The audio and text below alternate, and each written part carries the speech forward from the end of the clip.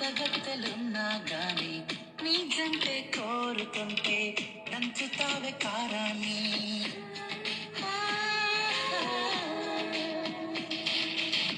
క్రేజీగా ఉంటే చాలు ప్రేమలోన పడతారండి.